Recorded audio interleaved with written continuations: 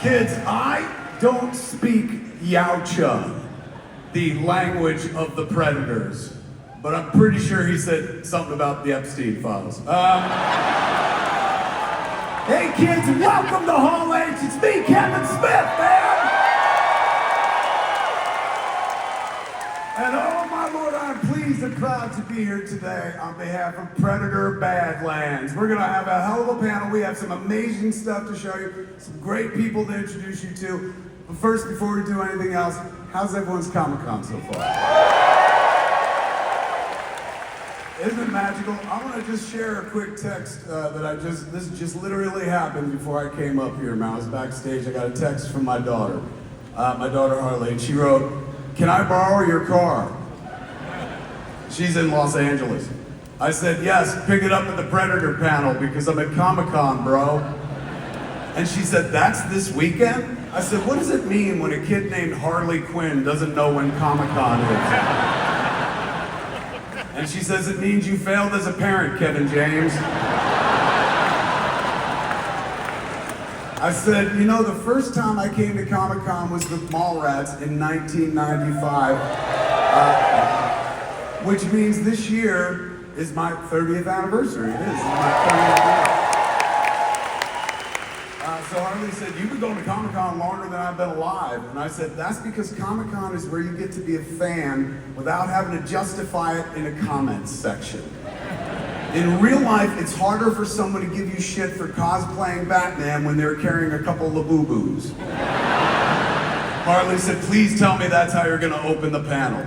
I said, "No, I'm gonna remind the audience full of fans that everyone they see on stage at Comic-Con this weekend also started as a fan, man. They started their journey just like you as a fan, no different than all of them. So I'm gonna tell the audience to be an unabashed fan of whatever media moves them, but always remember, dreaming up stories, creating comics, making movies, they can do this too, and it all starts with being a fan, because it's possible to love something so much, you can go from sitting in the audience as an admirer to sitting on stage as a creator." And the kid wrote, "How high are you right now?" Well, kids, I'm high as hell because we're about to do Predator Badlands, man. Please welcome to the stage our panelist, director Dan Trachtenberg.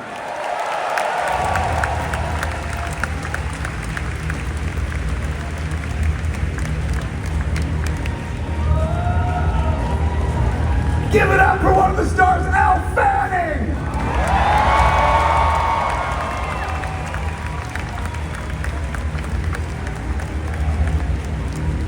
Give it up for the other star, Dimitrius Schuster-Koloamatangi.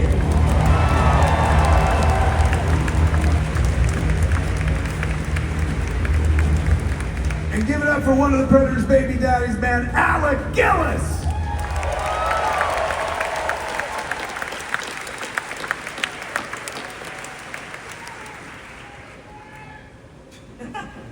All right, everybody's seen the trailer, I trust, so far, plus the reel that they just put up at the beginning. How awesome does the movie look? I'm here to tell you with the utmost surety, Dan was very kind, showed me the movie. It's fucking awesome. I absolutely loved it. It was my favorite Predator movie I've ever seen, and I've seen them all. But how I got up here, ladies and gentlemen, is I met Dan back in 2006. I think it was. Yeah. 2006, and I was a filmmaker making films, and Dan was a podcaster, and Dan's was the first podcast that I was ever on. So Dan and his buddy, was Geek Zone? Geek Drone. Geek Drone, yeah, that's it. Yeah. Came to the office and interviewed me, and like, we were sitting there talking for like 2 hours, and I remember being like, "We don't have to stop? Like, what is this?" They're like, "It's a podcast, we can talk about whatever we want." And in that moment, I fell in love with podcasting, and in 2007, I started podcasting, so I've been podcasting since 2007. I stopped making good movies and started making podcasts. Dan, on the other hand, stopped making podcasts and started making excellent movies, man. When I saw him the next time, you had done Cloverfield 8, yeah. First time I ran into him. And then the next time I saw you, you had directed the pilot for The Boys. That's right, yeah. So now Dan has become the undisputed Predator guru at this point. Between Prey and Killer of Killers, you have become the Predator guy, man. How does that happen? How did you gravitate toward that? You know, I probably like a lot of you, or maybe not. I grew up loving the idea of seeing an R-rated movie for the first time, and Predator was on that list. And I vividly remember being in the back of a carpool on the way to a karate tournament, and all the older kids described literally every scene of Predator to me. And it was then that I started dreaming. And there's a GamePro magazine that doesn't exist anymore, and they had a contest to like design a level in a video game, and I designed a Predator level, and I didn't win the contest, but here I am. So yeah, I mean, just to say too, like I started out doing podcasts and was a fan of movies and comics and video games, and I came to Hall H literally every year for a stretch of 8 years, and I would wait in line starting at 2 a.m. Trading spaces in line like a lot of you guys. I sat diagonally over there 8 years in a row. I was here for the infamous pencil stabbing incident. You were here when somebody got stabbed with a compass. You were there? I was a material witness. Wasn't it during the Avengers panel or something? The Avengers didn't do shit. I think it was before. But I was here for the first time they showed the Iron Man footage, all the way to when the Avengers assembled. And you can imagine the idea of bringing a movie to Comic-Con would be a big deal to me, and it sort of factored in whenever I would think about making a movie. I would think like, oh, this might play at Comic-Con. Maybe I should do this, but always feeling like if I go, it's got to be for something that really matters. And let me tell you, what we have to show you guys today and what this movie is truly awesome and something I'm really proud of. And I'm so glad that I get to be here with this movie with you guys. So, and with Kevin, who I would stay all day in Hall H to stick around for your evening with Kevin panel. So, sweet, yeah. Man. Thank you for that. But look, we're here to talk about the love for you. And the love for you in this room is palpable, it's real. People saw Prey and really responded to it. You know, it's like, you found a way to take something very familiar and make it completely new and fresh. And so at that point, was that, after the success of that, did they start going like, what about Killer of Killers? What about doing more? Did they try to keep you in Predator world? Yeah, it was when Prey came out and people dug it, started to realize, oh no, I've got to like figure out if I'm gonna make more of these. And I think sometimes when you make a sequel, sometimes the sequel is just the part 2 of the cool thing, not a cool thing in and of itself. So it really was hard on myself trying to figure out like what would be another essential movie. What's something that hasn't been done in the Predator franchise? And one of those ideas was Killer of Killers that came out earlier this year. And the other thing was Badlands. Yeah. So Killer of Killers, man, we got a little clip to show some people some stuff right now, don't we? A little taste of something. Yeah. So we were working on both movies at the same time, and there were unfortunately some bits of Killer of Killers that were left on the cutting room floor, but recently we were able to sneak it back in, so we wanted to show you guys first what that is. So yeah, recently I had a little breakfast with Arnold. I was super self-conscious about what I ordered. You had breakfast with Arnold? Breakfast with Arnold, and get me to the waffles. So we talked a lot about the things we could make together, and he was very kind to approve his cameo in this, and we can now continue to cook up the things that may be in store for that guy. So that wasn't on the original That wasn't version on of Killer Kill. That's right, but it is at 7 p.m. tonight. It'll be on Hulu and Disney Plus globally. It'll be a post-credit scene, so it'll end on Nadu, and then it'll go to credits, and then that will pop up. So that is now canon in the movie. All right, so the Predator universe is getting bigger, man, and this time around we're seeing a version of Predator we've never seen before. Take us into Badlands. Yeah, so, I mean, I mentioned Killer Killers came from what has never happened in the Predator franchise. There was another thing that I realized, something that has never happened, and that is the Predator never wins. And they're supposed to be the greatest hunters in the galaxy, and humans seem to be really formidable and always taking them down. So, but in thinking about like making a movie where the Predator wins, I didn't love the idea of just making a slasher movie but the bad guy is the winner. I really wanted to see if there was a way to make that feel like still a really emotional and visceral journey, and one where you can connect with the Predator. And so I realized there's this other thing, even more than in the Predator franchise, in sci-fi. We all love the side characters. We fall in love with creatures and robots, and they're often relegated to being the sidekick or the villain, never the protagonist. So that to me was the bigger deal, is hitching people on a ride. I know that it's really fun to go to your favorite theme park and ride a ride you've done a million times. But there's something really special about strapping into something and going up to the tip of that precipice and knowing that you have no idea what's going to happen next. And that very much is Badlands.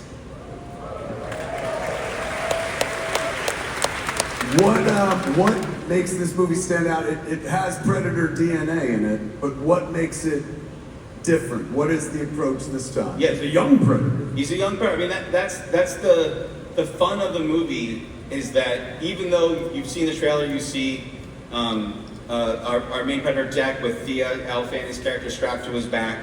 And the inspiration for that was the image of Chewbacca and C-3PO.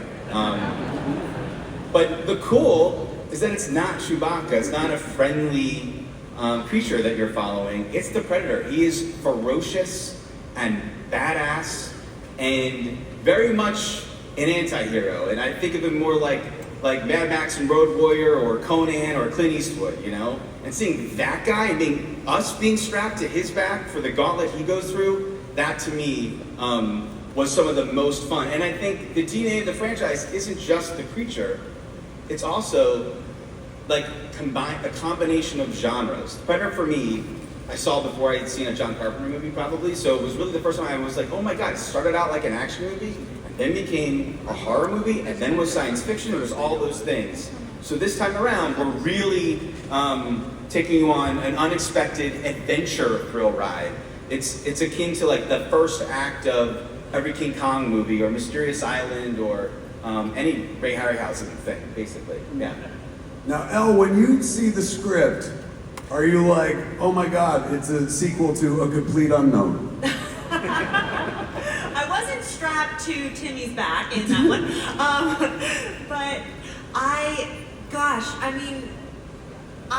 like all of you, I'm so happy to be here, by the way. I don't think I've ever been to Hall H before. Welcome, Elle, to Hall H!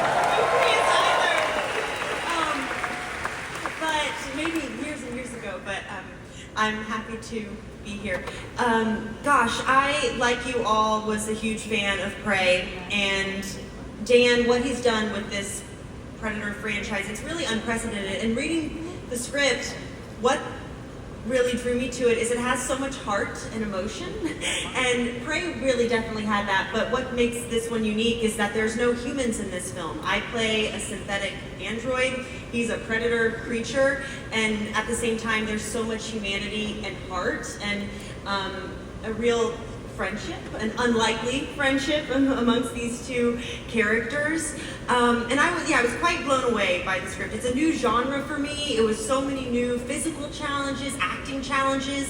I will say I do play 2 parts in the film, so there are 2 characters that I play. So there's a lot of dope, man. When I was watching the movie, like for the first part of it, it was Thia. Thia. And then when it switched up, I was like, I could see how this would be like acting magnet right there. Like I get to play 2 completely different parts, done and done. Totally, so exciting. And just to be with Dimitrius, and he's speaking Yautja, a whole other language that he had to learn, and I had to learn that a bit. But we shot in New Zealand on these beautiful locations, and also Predator, it's practical effects. Of course, there's visual effects, but Dimitrius was there in the incredible suit. So you get to, it's not like you're acting against a tennis ball, and we are on these locations, and I was really strapped to his back for hours and hours and flying through the air as a backpack and strapped to, wires in rivers, and the wires were hooked up to trees and nature, and so the stunt team came up with all these different rigs that they'd never been done before, so there's a lot of firsts for me and for the whole crew. So I'm so thrilled. I can't wait for you guys to see it. Now, Dimitrius, this is your first Comic-Con ever? Yes, sir. Give it up for the Virgin, man. What's your take on it so far? How do you feel? Yeah, I feel great, It's being with everyone, like, you guys are awesome, mate. Like, the fans really make Comic-Con what it is. Seeing everyone in their costumes, everyone waiting in line so eagerly, and like the energy in this room is crazy. I love it. Hell yeah! Now, this is the first time we've seen the Predator in a protagonist role, man. Like being the lead and whatnot. What was it like bringing this version of the Predator to life? It was a really fun, I guess, experiment, you could call it, and the whole process of bringing Dick to life. It was a lot of physical training in the beginning, just prepping the body for the suit is a little bit taxing, but it comes with its challenges, but it's the most rewarding feeling, when you get to hang up your boots, or in my case, my Yautja feet, at the end of the day. I guess a whole chunk of it as well was just learning the language. Like Elle brought up, we had Brits and Watkins construct the whole language, Yautja, for the film, and I think that's such a cool thing that I'm excited to show you guys. It hasn't really been established, properly within the franchise, so being able to bring that, it's awesome. How many people can you fluently speak Yautja with at this point? Elle? Not too many. Myself, Elle, and Britain, probably the only ones at the moment that can understand what's going on. But the planet this time around, like we've seen the Predator at work before, but this time you send the Predator to a place far deadlier than the Predator, a planet that is waiting to kill you. Essentially Australia in space. Tell us about Genna. Yeah, so that was a hugely cool part of the movie, is that, it's not going to Earth. We've never really in movies seen the Predator hunting on such a crazy alien planet, where literally everything from the grass to the trees to the other creatures, small and enormous, are trying to kill him. So it's him hunting, but also him being hunted. He's essentially the Dutch of this movie. It's a cool idea, man, and you pull it off. It's really wonderful. Alec, let's talk about, you've been involved with the Predator since there was a Predator, man, since the very first one. Yeah, I had the great privilege to work for my mentor, Stan Winston, on the original Predator. Yeah, there's Stan. And Kevin Peter Hall, who was a fantastic and wonderful fellow, much like yourself. And so I've been very lucky that I've been involved in, I think maybe, I'm counting them up, I don't know if I'm at like six Predator movies now. But the last time I was in Hall H was when we were promoting Alien versus Predator, the first one. So it's nice to be back. It's nice to be back.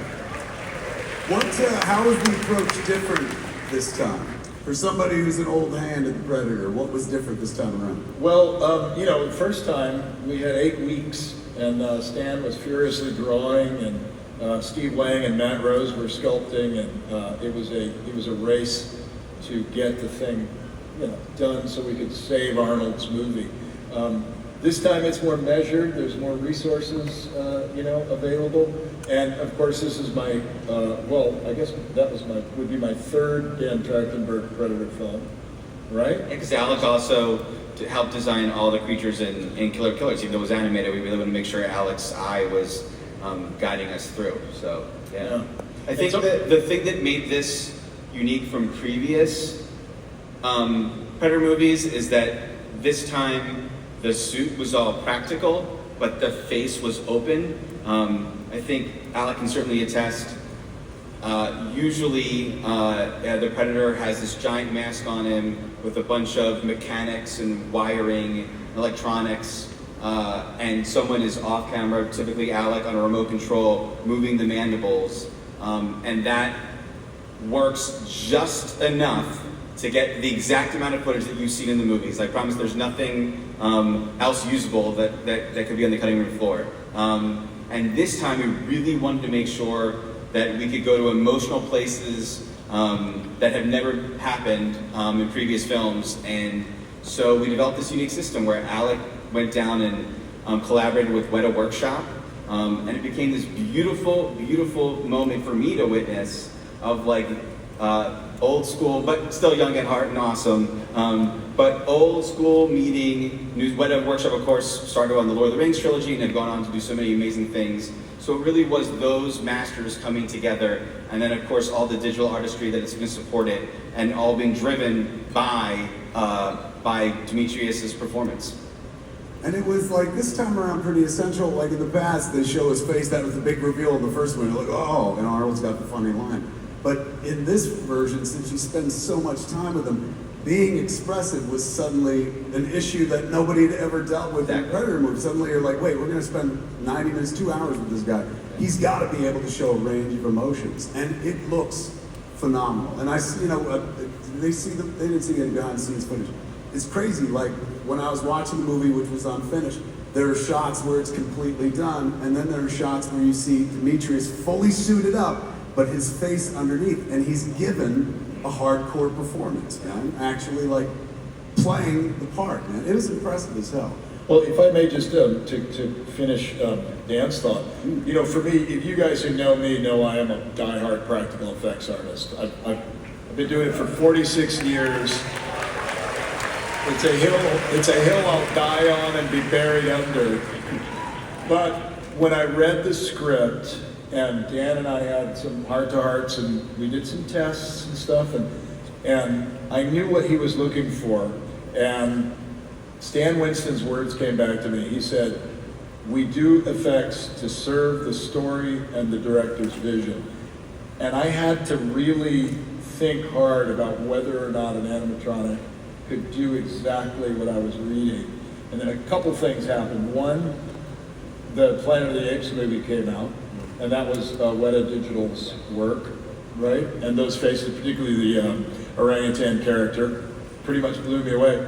And then I saw an audition tape of this guy, and I saw his performance, and I thought, this has got to be a different approach. That's right for this movie, and that will carry the film in the way that it really deserves to be. So, not an easy decision for me to come to. It wasn't my decision, really. Ultimately, but I think you got to see the movie, and I think you're going to appreciate it. Did you shoot on location? Yeah, it was all in New Zealand. I really love, aesthetically love naturalism, and so even though we're making a movie on a different planet, really want to make sure that it could feel as authentic and grounded as possible. So there are certainly sequences that we had to build sets for, but most of the time we were in nature, as I'll put it. They were strapped together going through eel-infested trenches. I just told that to Elle the other day. She's like, there were eels in there? I did not know that. Yeah. And there were friendly eels. And yeah, New Zealand is incredible to work there. Yeah. Kids, what's it like working on location versus like on a soundstage or something like that? Oh gosh, I preferred. It was also my first time in New Zealand, and I fell in love with it completely. I loved it. We were on the North Island, predominantly in Auckland, and it was so beautiful. I got to go up to the Bay of Islands, and just the crew there, like the family, the teamwork, like that aspect, like it was so joyful, and I sobbed like crazy after this was done. Like I just like missed everyone so much. We really, we were in the trenches, like literally together, like blood, sweat, and tears, and every day, early mornings, and you're in the suit, and you got he brought a boombox everywhere too on set. So like when you heard the music, you're like, you knew Dimitrius is coming, and he was like carrying basically my whole weight. I mean, on his back. They made it so they distributed it, but it wasn't easy. Sorry about that. How's your back, Demetrius? Yeah. Oh, yeah, it's fantastic. No, not good. No. It is incredible that when we first started in prep, trying to figure out how we're going to accomplish Dimitrius and Elle paired together, the backpack of it all, we came up with like 5 different crazy things. One was a wire system, the other was a wheelbarrow system, and of course some digital support. We ended up using literally all of it throughout the whole movie until one day Elle was like, wouldn't it be cool if we could just like do this just physically? Like, why don't I just trick everyone and lift my body in a weird way to make it look like it, we'll just walk backwards? And I was like, if we could pull off that magic trick and do it practically, how cool would that be? And then we did it, and it was awesome. And then we just did that for the rest. After all those wires and everything, the coolest bits of the movie and the most natural feeling is Elle just walking backwards with Dimitrius. Pretty cool. We were like left foot, right foot, had to time it out. Alec came up with that idea a week before we finished shooting.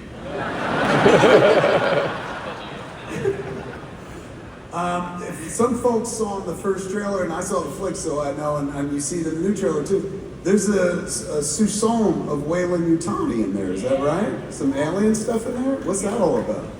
Yeah, there's Weyland-Yutani in this movie. I had that image of Chewbacca and C-3PO, and the idea, I was very focused on there not being any humans in the movie, because I knew as soon as we put one in, that's where all of us would start paying attention to, and then we would lose behind like the real cool, which is Predator as protagonist. So the next thought was like, okay, Predator and a robot. It'll be a really human story, but it's about a predator and a robot, creature and a robot.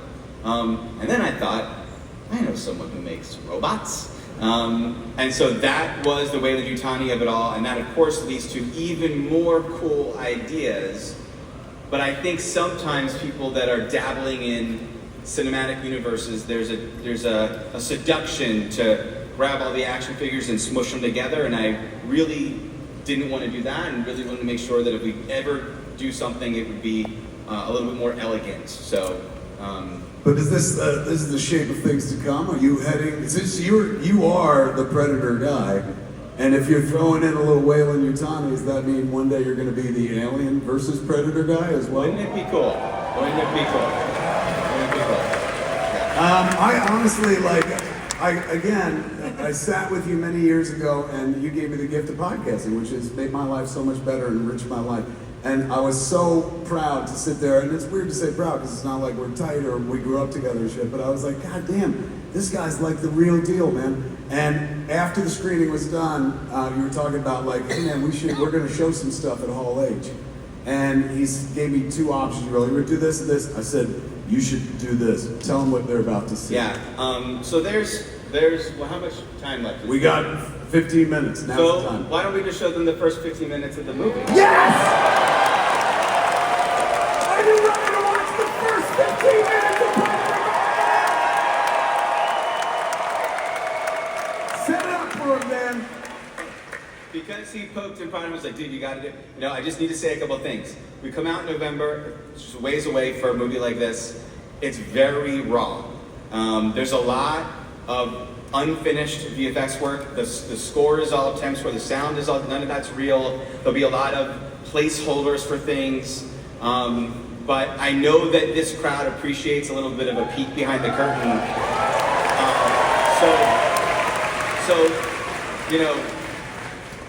Take that into consideration and enjoy. Yeah.